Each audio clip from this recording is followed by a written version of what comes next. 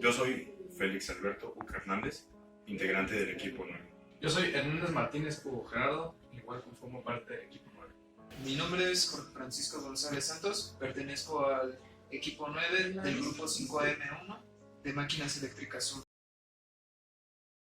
Práctica 3. Generadores. Ok, dentro de lo que son máquinas eléctricas tenemos cuestiones, lo que es generadores y lo que es motores. Dentro de generadores existe la excitación independiente. También existe lo que es autoexcitación, que se divide en serie, en derivado, en compuesto, que puede ser corto o largo, y en imán permanente. A continuación, para seguir con la práctica, vamos a explicar lo que es un generador autoexcitado. ¿Qué es esto? Un generador autoexcitado es aquel que, como su nombre lo dice, se excita por sí solo, pero antes de eso lleva un proceso. ¿Cuál es? Antes de tener el motor autoexcitado, tienes que tener el motor alimentado por una tensión de corriente continua, o bien corriente alterna.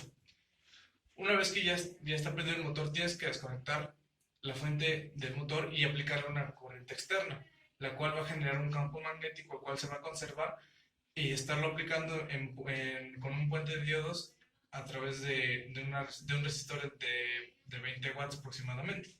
Entonces, ¿esto qué va a hacer? Va a provocar que el campo magnético se sostenga y después vas a conectar ese motor de nuevo a la fuente de corriente continua, ya teniendo el campo magnético inicial o el campo autoexcitado. De esta manera es que funcionan los motores de autoexcitación. Nosotros nos vamos a enfocar en lo que es la excitación independiente. Lo que diferencia la excitación independiente de la autoexcitación es que solo se requiere del flujo magnético para lo que es excitación independiente. Para lo que es autoexcitación se requiere de una conexión de circuito. Y la diferencia entre imán permanente sería que el rotor, en este caso de este imán, es permanente, es un imán como tal. En este caso no puede ser una bobina. La tensión en el inducido sería igual a la constante del motor, el flujo máximo que existe entre lo que es el estator y el rotor, y la velocidad, en este caso, del rotor. Objetivo. El estudiante determinará de manera experimental la eficiencia de un sistema de motores de corriente continua acoplados en secuencia motor-generador mediante la diferencia de potencial a la entrada y la salida del sistema.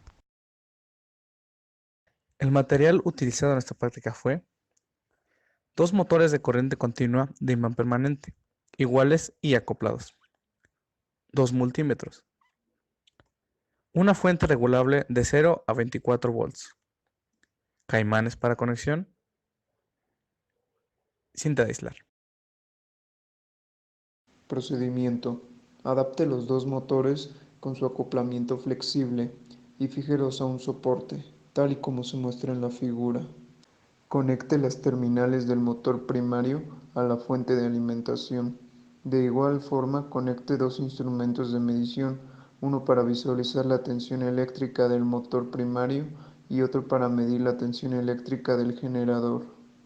Ponga en marcha el motor primario y aumente por unidad la tensión nominal de la fuente de alimentación. Anote los valores obtenidos de tensión eléctrica en la entrada del motor primario y a la salida del generador en la tabla 1. Determine la eficiencia del sistema y anote los valores correspondientes en la tabla 1. Considere la eficiencia como sigue. N, o eficiencia, es igual a la tensión de salida del generador entre la tensión de entrada del motor primario por 100. Repita los puntos 3 y 4, pero ahora en sentido de giro opuesto.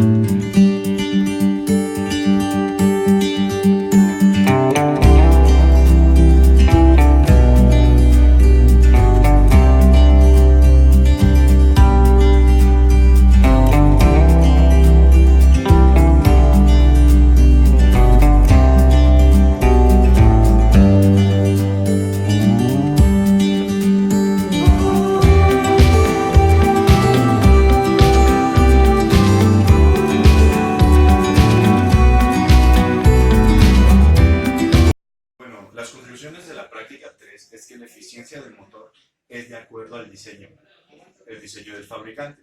En esta práctica pudimos notar a través de las gráficas que nuestra parte eficiente del aproximadamente 80% se estabiliza a partir de 12 volts hasta 24, y es por ello que nuestros motores se pueden inferir por medio práctico que su eficiencia es a partir de 12, y ya lo corroboramos con las especificaciones de los motores que están diseñados para trabajar de 12 a 24 volts.